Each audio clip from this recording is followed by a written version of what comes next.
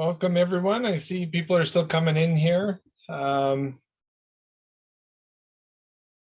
Suzanne, Andy, Sherry, are you guys here and good? Yep.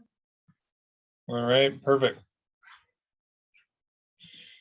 Well, welcome to our regular community update, our town hall. We do these every 2 months.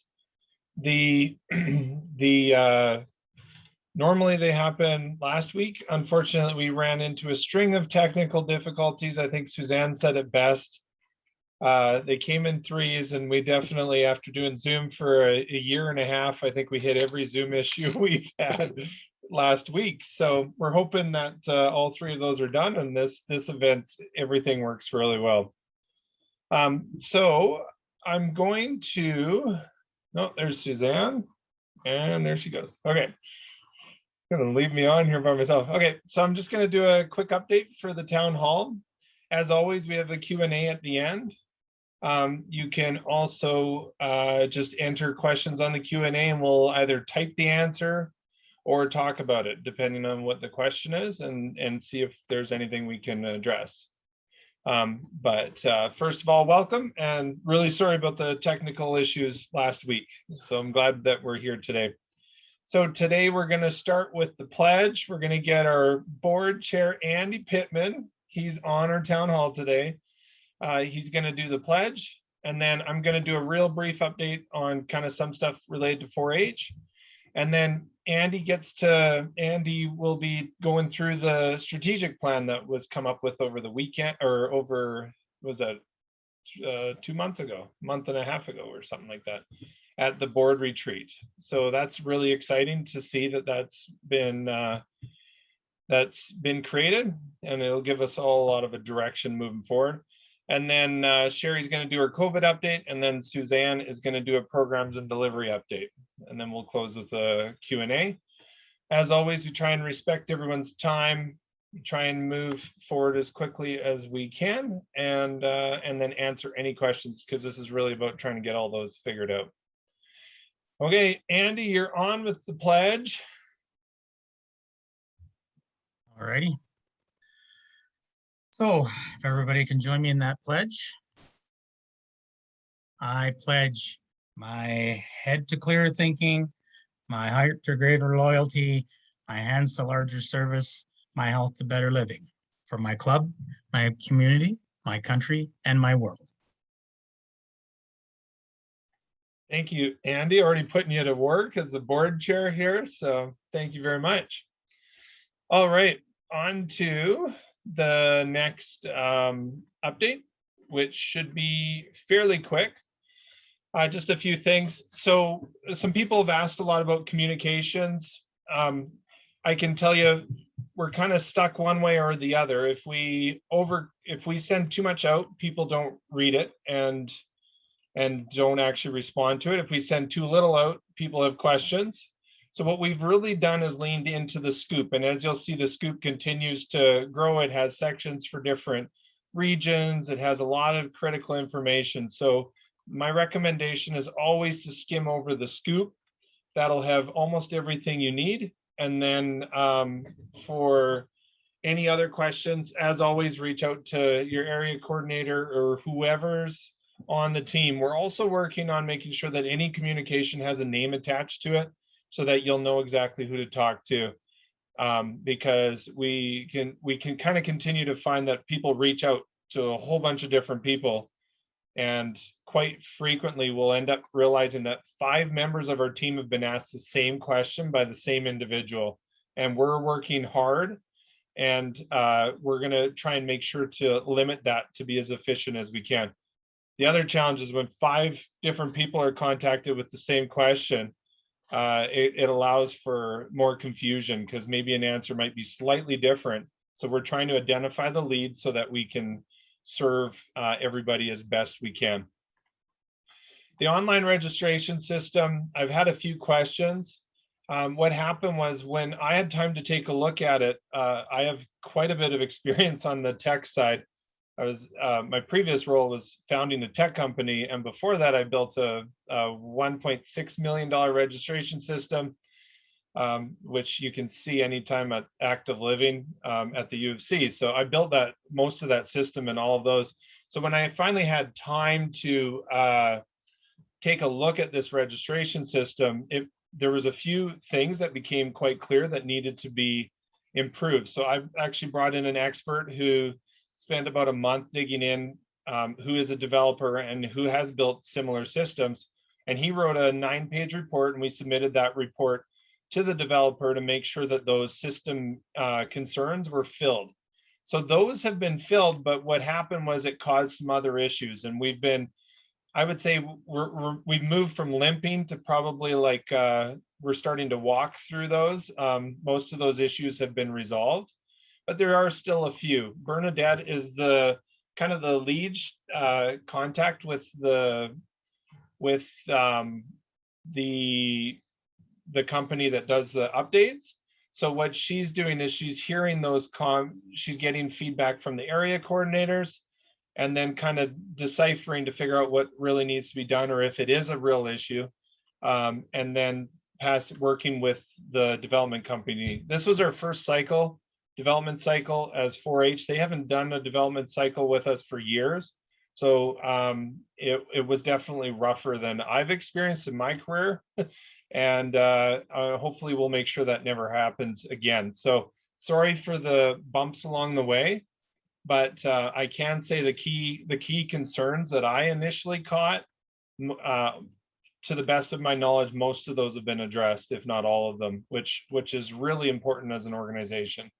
So it was kind of felt like a few steps back, but we also included some look and feel improvements, the password reset, which was a big request from tons of people, and a bunch of other things. So we've captured a bunch of key things to save people time, but we also created a few bumps, and we've gotten through the majority of them at this point.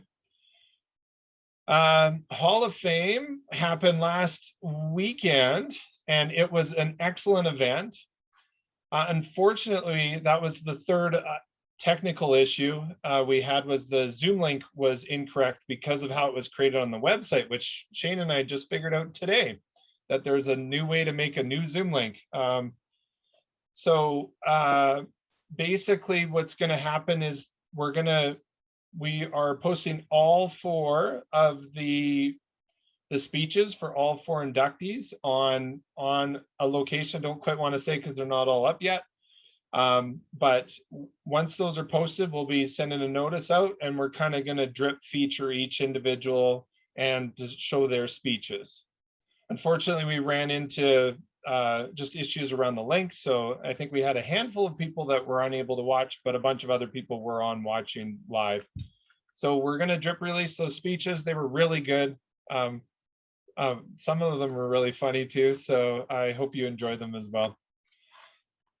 And then staffing updates. Last 2 weeks ago, I think, Lindsay unfortunately gave her notice. She's got a very good job at Mount Royal University. She's always loved working in the academia,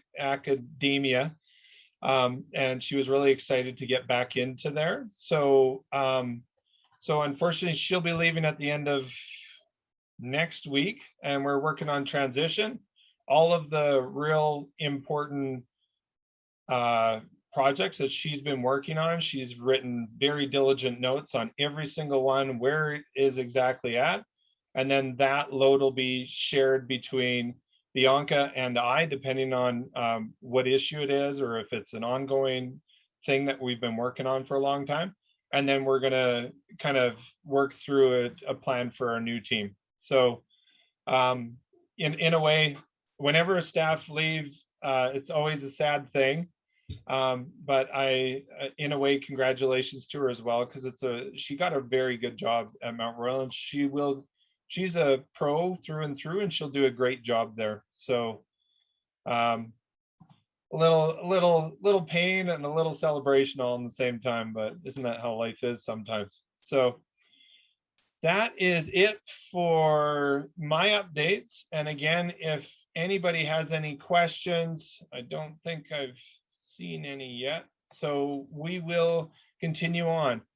The next section, I'll just stop sharing here because I'm going to move to a presentation. This is going to be the strategic plan that the board came up with a month and 2 months ago, almost. Andy, I think somewhere in there. Yeah, month and a half ago, I think. Yeah.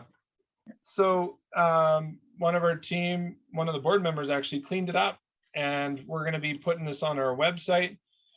And just a little background why it actually didn't take as long as probably they have in the past. I believe I've heard some stories of them taking a very long time. Is they are the plan is a merger of all of the past 4-H Alberta strategic plans, as well as some key aspects that there was board agreement with on the 4-H Canada. So you're going to see some language that's going to look quite similar, with definitely, I really like a few key parts that are the true Albertan flair for 4-H. Okay, Andy, right before you go. Okay, I got 2 questions here. Can I answer those first, Andy? I like to try and. You bet. Okay. You bet. So Shirley said, do we have an update on the supplies being shipped out? Suzanne, I'm going to throw that to you because you were just talking to me about that tonight. So you're on the spot. All right, so hopefully you can hear me. We have been processing club supplies for the last little bit. Some clubs that were early on getting their club supplies ordered would receive a package from the 4-H Center as well as from Staples. So we have shifted all to the orders to ordering through Staples. We do that on the club's behalf, so you don't have to do that, but they're all being processed in the order that we have been receiving them.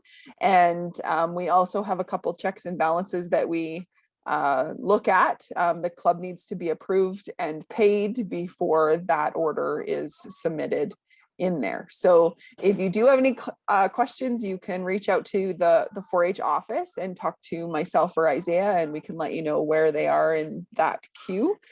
We have partnered with Staples, which we're pretty excited about because we kind of have a 3-phase plan that's going to roll out in the next few months to make ordering club supplies and the things that you guys need a whole lot easier.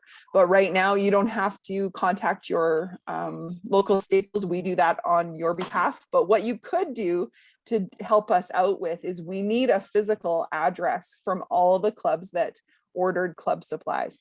So right now our online system isn't collecting that. So if you haven't ordered your club supplies yet, put it in the notes section of the club supply order, or send myself or Isaiah an email, and we'll make sure that that is updated. So if there's a little bit of a hold, make sure that we have your physical address. And that means not, that's like a box number somewhere where a courier will deliver to. All right, thank you. And the most important thing there is all of those supplies are being shipped from a printing office, not from each Staples. So walking into a Staples and asking for the supplies will not help. It needs to be shipped out from one location. But we do have future plans, as Suzanne talked about, but we got to kind of take baby steps on this new relationship. It looks like there's huge potential to lighten a lot of loads of a lot of leaders, but we got to start with our first step, which is just get these club supplies out. One little tidbit I'll add in there is that previously a club would put in a government courier location. Those are not available for depots to collect your club supplies. So it does need to be somewhere for your club. It can come right to your doorstep, which is the most exciting part. Yeah, thank you. Chris Patton asked, you announced new staff coming in the last scoop. Who is that and what will they be doing? Well, if I knew who it was, I wish I knew who it was. Currently, we have a position posted. You can see it on Indeed. It was shared on the website. and it's shared on, I recently shared on LinkedIn. And what this role is basically between myself, a lot of our team, and even some of the board. We've had quite a few discussions based on the new strategic plan. Basically what this role is to start to continue helping build the foundational pieces of all of the systems that we have. And what I'm talking about is updating the next, sorry, I get distracted when I read the next comment that comes through. Anyways, I'll remove that and let Sherry or somebody respond to that. But they're going to basically building the systems to try and make it as easy as possible to our leaders, because currently 4-H, just based on what I've seen, it's pretty labor intensive for volunteers. It's labor intensive for staff, and there hasn't been a real strong focus on the systems. And just in comparison, in a previous role I had, I took 48,000. We had 48,000 registrants and 1.3 million facility usages with way less workload because our systems were better. This one is quite labor intensive. So this person would come in and start building those foundational systems and then shift into growth into new areas. And the other point of that that's really important to note is we don't want to take anything away from our current program delivery and our focus on our current membership. So this person would kind of work separate to kind of engage with different people on different problems, roll out better systems, and then focus on growth in wherever our opportunities lie, to get the long, slow declining curve of 4-H engagement to turn back up. So we need that for our team, and that's kind of the focus of that job. If you want more details, it's definitely, I probably have a briefer summary in the scoop, which I definitely put in there in my update on the scoop. And then you can also see the job. And if you know anybody who's been in youth programs and actually grown them, and the reason I focus on growth is there's a lot of people who are very good at maintaining youth programs, but it actually takes systems and solid frameworks to actually grow a program. And the wheels fall off the bus if you start getting interest in your community and you're not prepared for it. And I think almost everybody in this community knows that 4-H, more kids need this experience to grow. But we have a long ways to go on building the structure to support that growth and make it really good and easy for our volunteers as well as our team. So I hope I answered that question. The other one, I think Suzanne's typing the answer to. It's more of a detailed question. I don't think we need to answer high level. And at this point, we've answered all three of the questions. So now I'm going to throw it over to Andy and try and share the right screen here. Give me a sec, Andy.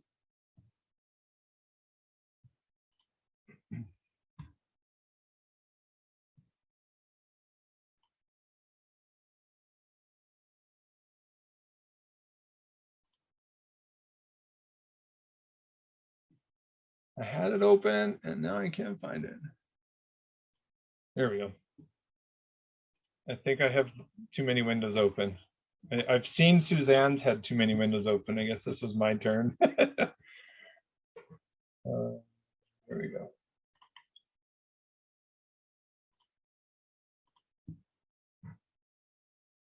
Okay, can everyone see this? All right. Take her away, Andy.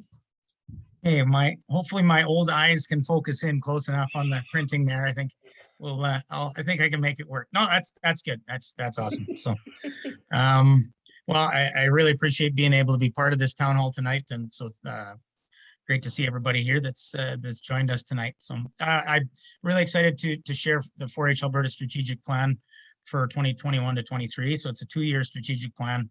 And just the basic notion, of course, of a strategic plan is to sort of define your focus and direction of your organization, as well as a plan to carry that out. So we, became the official 4-H Alberta in June, and really wanted to get to this as soon as possible to really sort of help put out the roadmap for the future. So in September, we really dug into the plan and fine-tuned it through that next month, and then approved it in October at our board meeting. So we're excited about sharing it with you tonight, and then we hope to share it on the website really soon as well with the 4-H community. So with that, we'll, as Kurt mentioned, how we arrived at it, 4-H Canada certainly had, we looked at a lot of great information in their development plan, and it was really good information. And also the past 4-H Alberta strategic plans with the 3 partners incorporated that and other information, but definitely it's a 4-H Alberta, flavor to the strategic plan as well. So with that, we'll start working through the information. So to start with, there we are. Okay. Okay. So the vision, which is generally it's what we want to achieve as an organization. So the vision for 4-H Alberta in this strategic plan is empowered and connected communities built by youth. So that's what we want to achieve. Okay. The mission really defines the purpose of what we're doing here and what the strategic plan is about. So the mission inspires, mentors, and empowers youth to create positive change in communities through effective leadership. Okay. And then the values and principles we want to operate by and be known by.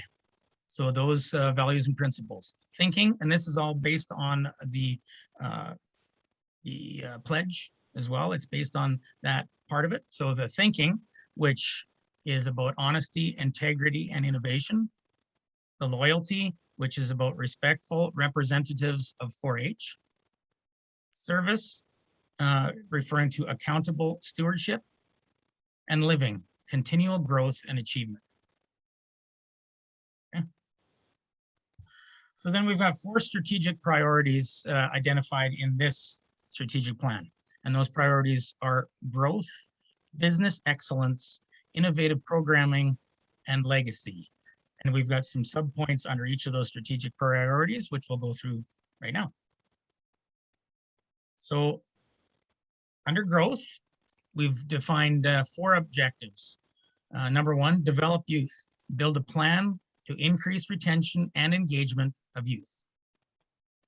Another objective, access tools, resources, and training for effective leaders. Develop a strategy to engage, recruit, and retain youth-focused leaders. Another objective under growth would be grow financial resources. Develop and secure funding opportunities to support 4-H at all levels. And the final objective under growth would be expand awareness of 4-H. Leverage relevant resources to invest in advancing initiatives that promote 4-H as a recognized leader in youth development. So that's the growth strategic priority. The next strategic priority would be the business excellence. So the objectives under that would be maximize operational performance. So that's provide relevant and evolving resources and learning opportunities to ensure the 4-H community has the tools they require to succeed. And the other objective under business excellence would be effective communications. Ensure transparent, collaborative communications connecting all levels of 4-H.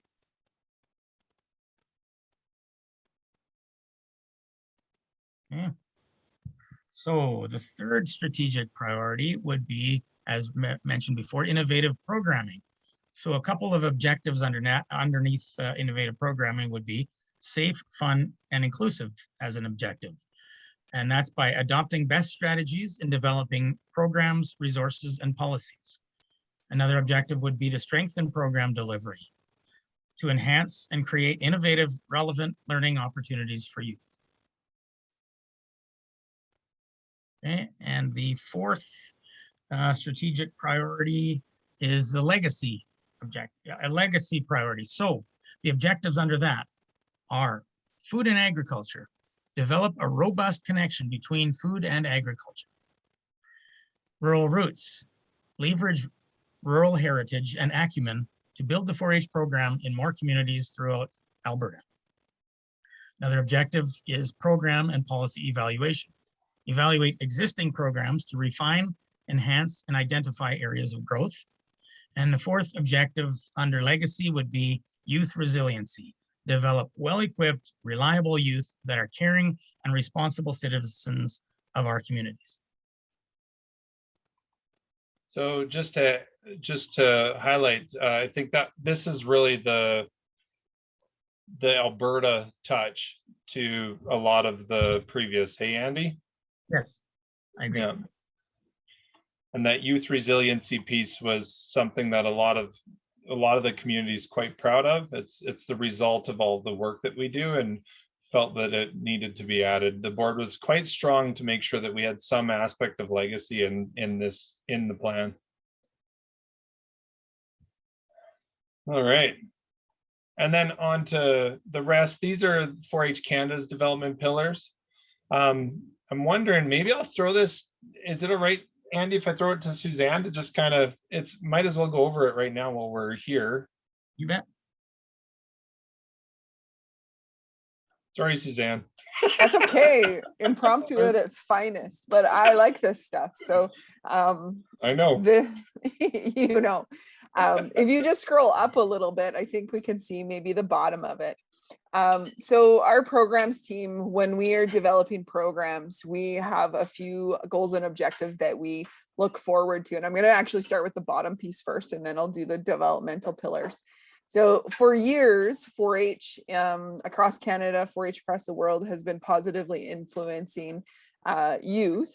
And 4-H Canada a few years ago adopted the PYD model, as we refer to it as. So just scroll down, or I guess it's down. Yes, there to see the PYD model. So there are developmental assets that we hope to have implemented in all of our programs that we deliver and offer.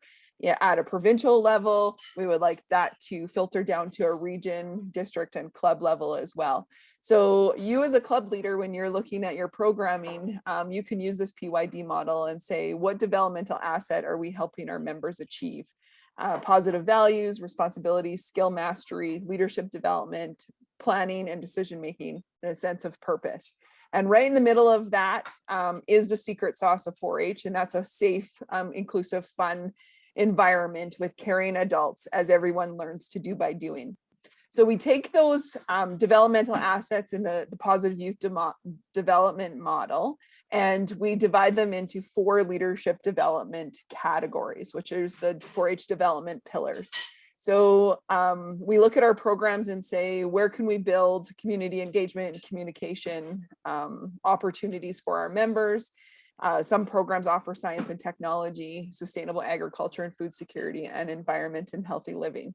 So within each of those leadership development pillars, we are developing the positive youth development model, or we are associating it with it. So that's in short form. I love to talk about this stuff, and we do evaluate our programs based on this PYD model.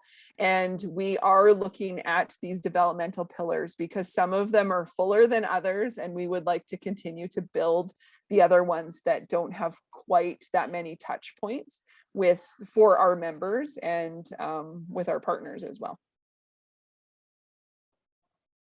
All right, thanks, Suzanne.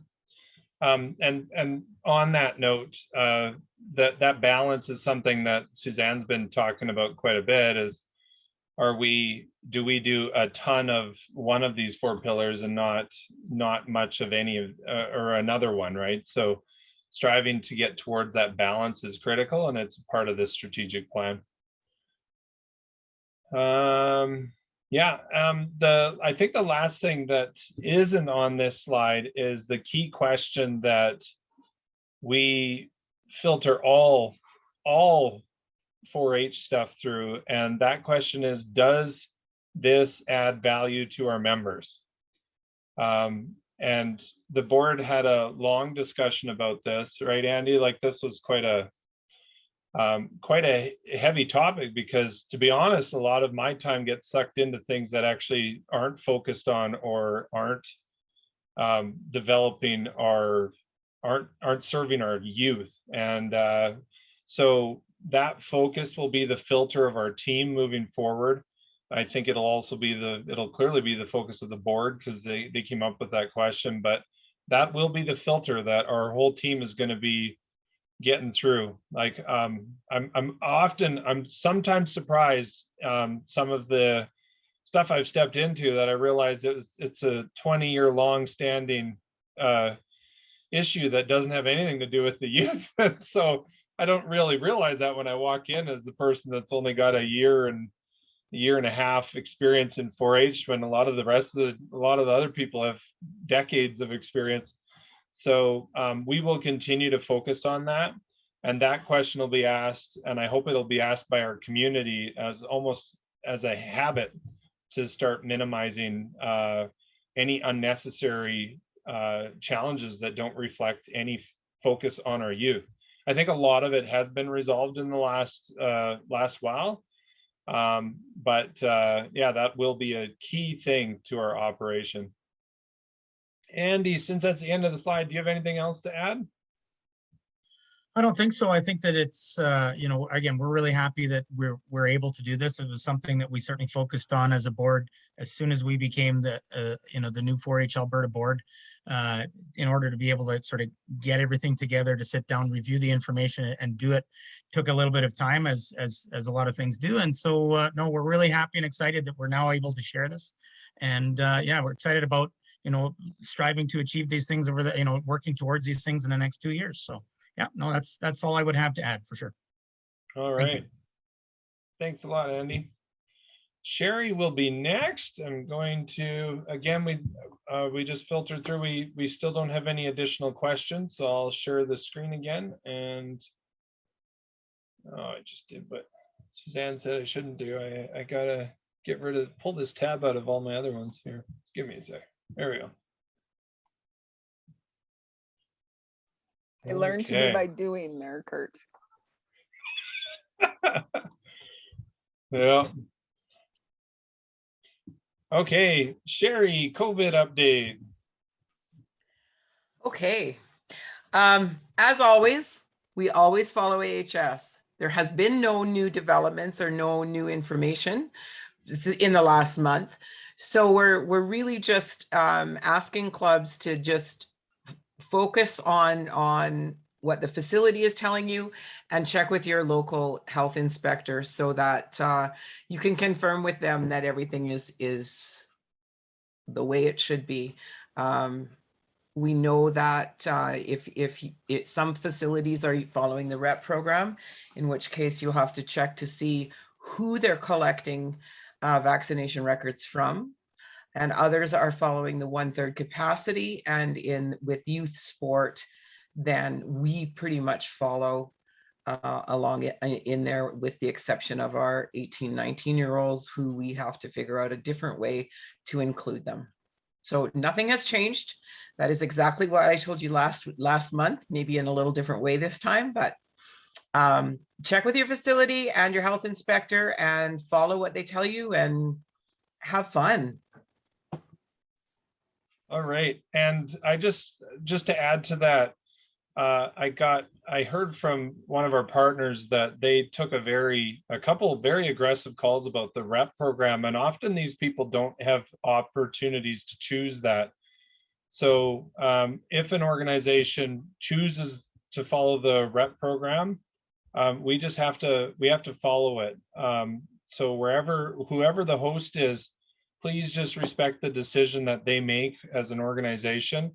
And we've made one as an organization just to remain quite neutral and respect the facilities, but leave it up to each of our areas as long as they're following the AHS guidelines. So yeah, I would just ask that if an organization or an opportunity is following the REP program, please don't. Often the person you're reaching out to doesn't even have an option in it. Somebody else decided, or even their board may have decided it. So there's not much that can do other than damage a relationship. And unfortunately, we had that happen recently. So I just ask to just follow that program. Okay, next will be, I should have done a drum roll. I dropped that one again, Suzanne. That's okay. I should have maybe reordered the slide so it's so exciting. A quick programs update. I just wanted to talk about the fall fun that we've been having, as well as some things that you can look forward to continuing into December and January. So we did have a little ditty, a nice little music with some ambassador photos and where they're from in a new way that we selected these ambassadors. So they went through a detailed application process. So here is our crew. And we have given the opportunity to ambassadors that were selected in 2019 to stay on. And that was a long time ago. So maybe their lives have changed and a lot of them wanted to, and some of them were able to. So we do thank all of those ambassadors for their past contributions for sure. So East Central, we have Danielle and Kira. We have Northeast, Ashlyn and Megan. Northwest, Alyssa, Amanda, and Ivy. The South, Anne Marie and Kiera. And then in Calgary, Brianna, Harrison, Isabella, and Logan. West Central, Nicole, and Sophia. And we had to do a little extra recruiting and arm twisting in the Peace region, but we have Quinn, Torin, and Tova in the Peace. So we're so excited to have them all join us. We have had 2 meetings with them. One was on the Sunday afternoon after senior symposium, and then we had a quick call with them last Sunday after the Hall of Fame. They did a fabulous job at the Hall of Fame hosting and being just great 4-H ambassadors to all the guests at the Hall of Fame. So we've had tons of positive comments from their service that they provided that night. So you can go to the next slide, Kurt. So all that fall fun that we've been having, so there's some icons on here from events that have passed. So I did talk a little bit about Senior Symposium. We had 70 delegates, plus we had about 15 ambassadors that joined us in Camrose for a successful, fun-filled, packed weekend. We had some great guest speakers and opportunities for members to explore their different careers and post-secondary, as well as just connect. And we couldn't have asked for a better group of 4-Hers to host that weekend. Like I mentioned, the 4-H Alberta Ambassador Program, the applications are not open anymore. That was just the fun graphic that I found, but they are on the ground running, working on their terms of reference and how they can support their region. We also will be sharing how you can get in touch with those ambassadors very soon.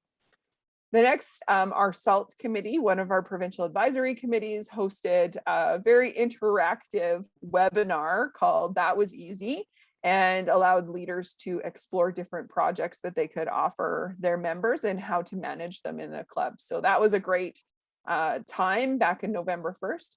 ATB we've connected with them quite a bit this fall, and it's been fun. They provided 2 workshops for our members, quick half-hour workshops that provided some really good quality information for our 4-H members. The Youth Water Council, we have a team of 4-H senior members that have joined this. And that program, they're going to actually be leaders in setting the pathway for some decisions and education around water usage here in Alberta. So they've met a couple times with some really awesome key speakers, and they will soon be developing their platform. So you can watch for some infographics, videos with 4-H members in them talking about water usage. Our Beef Advisory Committee did a beef webinar back in October to help 4-H members select their projects. I have a picture of the scoop on the one side. I think it's the October scoop, but I just wanted to let everybody know when you're looking at new program updates or things that are coming up, this is your source. So we do this once a month. We try to have all of our programs that are coming up, registration deadlines, information about that. And it all corresponds to the information on the website. So Maddie and Tracy have been really good at making sure that those 2 places are up to date for all provincial program opportunities. So what's coming, you can go to the next slide, is we have one leader workshop left, and that is next Tuesday. We have had over 150 people join and register for these leader workshops that started 2 Tuesdays ago. And we started that off with keynote speaker Michelle Cummings to teach us about leading these Zoom meetings and giving us some helpful tips and tricks to keep those meetings, if we ever have to use virtual platforms, fun again. Last night we had a lot of our staff team join us, and they provided some information on member requirements, leader training. ATB joined us, and Kurt and Andy were also there as well. So we have one more, and there is still time to register for this. The information is on the website, so register. The next session is with Darcy Lang, and she's going to talk about the 90%. That session is not recorded, so you will want to be on that one. She's a great keynote speaker, and there is time to register, and it's free. Watch for information in the December scoop about the Trailblazer program brought to you by CPA. There will be some really awesome mentorship opportunities for members that want to learn about more about entrepreneurship, and that will get underway in the new year, but the information will be out in the December scoop. Underneath that, it's a little tiny picture, and I should have blown the picture up, but that was from the senior symposium. The impact report is on the PYD page on the 4-H website. So if you want to see what the members said about that program, we're calling them program impact reports, and they are all there in detail of what the evaluation summaries are for that program. And we will be posting the other ones on there as well as we evaluate our programs. Carcass competition, this program grew like crazy, and it is growing again, and we're so excited for that. But the deadline for members to register is December 1st. If you have any questions or need assistance for that, the information again is in the scoop and the website. You can contact Tracy for the carcass competition, as well as the pheasant project for all those members that love their pheasants, and anyone that wants to try the new project, be sure to get involved. The information is out on the website as well. Judging and consumer decision making. If I could see all of you, I'd like to see a show of hands of how many people really enjoy judging and consumer decision making. We have a pretty awesome new partnership that will also be learning, as well as bringing back a provincial level judging competition. So stay tuned on that one. It will start off in the new year. And our provincial committees, they are hard at work. So our beef advisory, our salt committee, PIAC, communications, and our sheep committees, they have been working on their plans and their budgets for the upcoming year. And you will see some learning opportunities coming from those provincial committees. So I think that's all the slides I had, right? There's no surprise. Next. I think that's all. So be informed, check out the scoop. Don't hesitate to reach out to any staff member and to learn about the programs. We are hoping to have a bigger list of programs in the coming months. So January on, you'll be able to pre-plan when you want to join a provincial program, including the summer months. So we are already talking about summer, which is pretty exciting. And hopefully our plans don't change like days before.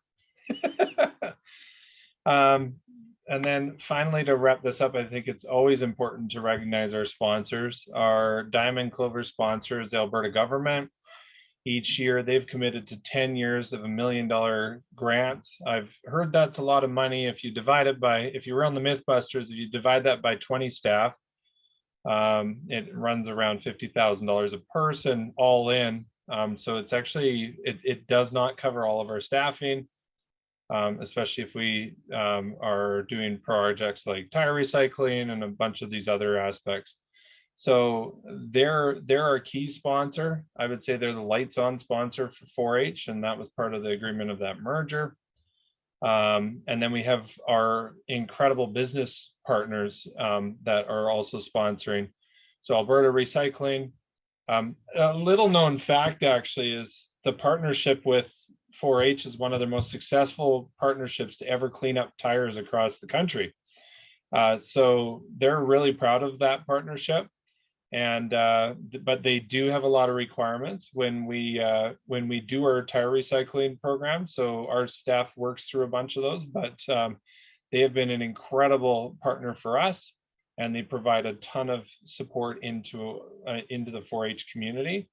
And also, I don't know if anyone here is throwing tires, but I'm sure they get a few kids nice and stinky wet from throwing tires. Like, I don't know if that's been just my experience throwing tires on silage piles, but it's a messy job. So thank you to everybody who's picking those up. ATB, again, Suzanne mentioned, they've been providing a lot of key training. Calgary Stampede has also been a key sponsor, especially for the Stampede Parade and a bunch of other events. They ran one this spring as well. And then CPA, and then UFA. So those are our key sponsors at the Emerald Clover level.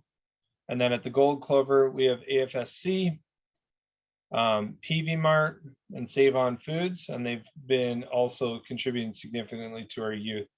There have been questions about how does this money flow out, and to be honest, we're still working on getting clarity of our operating budget and how much money can flow out, and we're always requiring people to show what their need for it. So we're asking for people to provide a basic budget, and then that goes to Suzanne, and basic is in very simple, and then we move forward from there. And then here's our silver sponsors: Ag Call, Service, Equipment, Fortis Alberta, Glacier Farm Media, Kubota, Lamleys, and Wolf. And all of these sponsors have been incredibly important to our organization's success, and most of them have stuck with us through the pandemic, which is actually quite rare. So they really do see value in this program. And then our bronze sponsors: Alberta Beef Producers, BASF, Bayer, the Federation of Gas Co-ops, which I'm actually speaking at their AGM in a week, Gas Alberta, Lakeland, MSC, NAT, Nutrien, Olds College, RBC Foundation, Rocky View County, and Viterra. So just thank you so much to everybody for all of their support. All right. I think we had somebody ask a question, so we're just waiting for that to come in. And once we get that, we'll try and answer that. If there's any other questions, please reach out to us again at any time, and we're going to continue to do our best to answer and resolve anything that we're currently having. Did I miss anything, Suzanne, Sherry?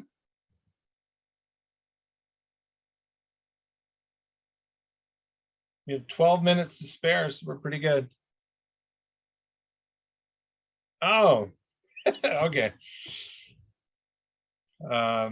Kelly didn't have a question. She was interested in something. So Yeah, because I said if everyone could raise their hands, right? That's awesome. She was raising her hand, and all right. Yeah. Perfect. Okay, on that note, I hope you all have a great evening.